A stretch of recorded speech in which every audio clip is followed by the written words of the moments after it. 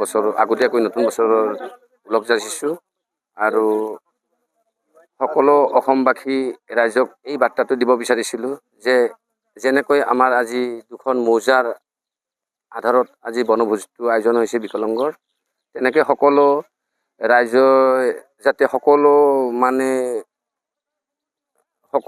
মানে ডিষ্ট্ৰিক্ট বা সকলো সমাজ বুলিয়ে কৈছোঁ বা গোটেই অসমখনৰ মানুহখিনিয়ে যাতে সকলো জাগাৰ মানুহে এনেকৈ দায়িত্ব লৈ সকলো বিকলাংগ মানুহখিনিক মানে এটা বনভোজৰ মানে আয়োজন কৰে প্ৰতি বছৰে।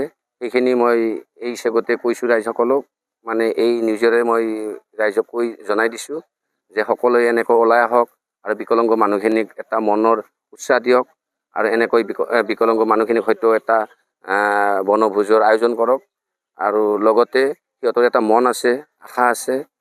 আৰু মই কৈছোঁ যে আজি আমাৰ এই 3 বছৰ ধৰি এনেকৈ আমি এই বনভোজটো আয়োজন কৰি আছোঁ আৰু মই আজি কথা দিছোঁ, মই যদি সুস্থ হৈ থাকোঁ তেনেহ'লে মই জীয়াই থকালৈকে এই বনভোজটো হৈ থাকিব আৰু সমস্ত মানে যিখিনি বনভোজত মানে প্ৰয়োজনীয় মানে খোৱা দোৱা সেইখিনি লাগে আজিলৈকে মই কথা দিছোঁ প্ৰতি বছৰে মই এই অনুষ্ঠানটো পাতি থাকিম বুলি মই বিকলাংগ ভাই বন্ধুসকলক মই কথা দিছোঁ।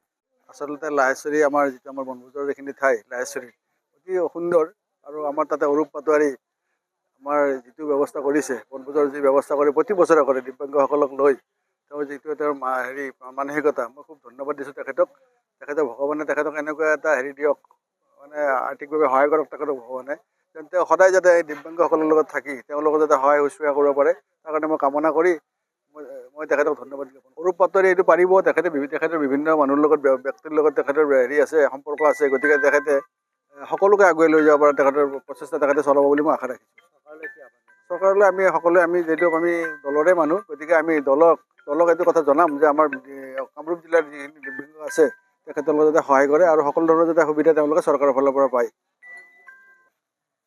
আজি মোৰ মনটো বৰ ভাল লাগিছে, কাৰণ আজি মই যিখিনি মানুহ বিচাৰিছোঁ সকলো আহিছে, সকলো কাৰণে বহুত ভাল লাগিছে।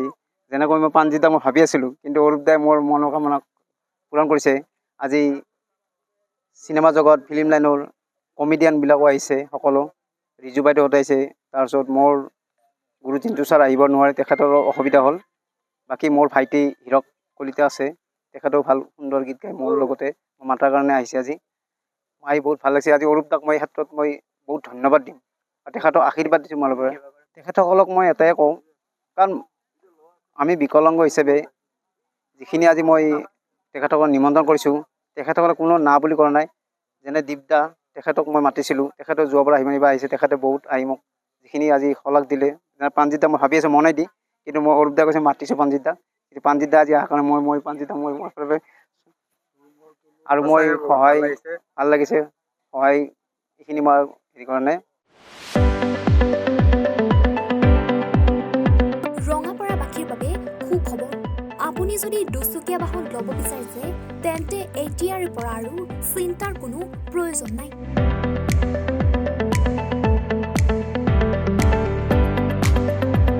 আপুনিও আহিব পাৰে DBP এছ'চিয়েটলৈ, বাজাজ টু হুইলাৰ ডিলাৰ।